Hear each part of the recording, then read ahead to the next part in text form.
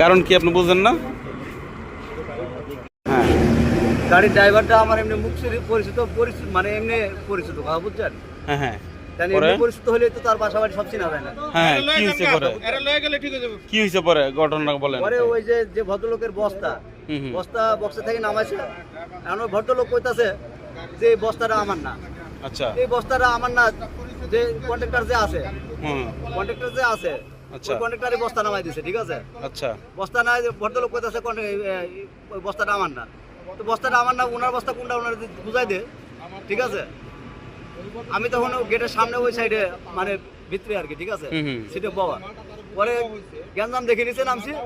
আপনাকে কি কারণে আটকাইলো তাহলে? আমারে আটকাছে, আমি মানে এই বেটা যে পড়ে গেছে হ্যাঁ, হ্যাঁ, এই বেটারে জিজ্ঞেস করেন, আমি কিন্তু ধরে উঠাইছি, আচ্ছা, আমি কিন্তু ধরে উঠাইছি, ঠিক আছে। আপনি তো ধরে, আপনি যদি হেল্পার না হন তাহলে আপনি তো তাকে পরে কন্ট্রাক্টরও দেখছি বাঘ দৌড় দিছে, হ্যাঁ। হেল্পারও দৌড় দিছে, এই ড্রাইভারও দৌড় দিছে, কথা বুঝছেন। আচ্ছা, এখন আমি যে ধরে উঠাইছি এটা হচ্ছে আমার অপরাধ। আপনি ধরে উঠাইছেন বিদায় আপনাকে অপরাধ, তারপরে এই জন্যই আটকাইছে। হ্যাঁ, হ্যাঁ, এই জন্যই আটকাইছে। আচ্ছা, এখন ড্রাইভারের নাম্বার আছে আপনার কাছে? আমার কাছে ড্রাইভারের নাম্বার নাই ভাই। কার নাম্বার আছে? ড্রাইভারের নাম্বার, মালিকের নাম্বার আছে? হেল্পারের নাম্বার আছে? না ভাই। তাহলে আমার বললেন কাছে আপনি কোনো পরিচিত। মোবাইল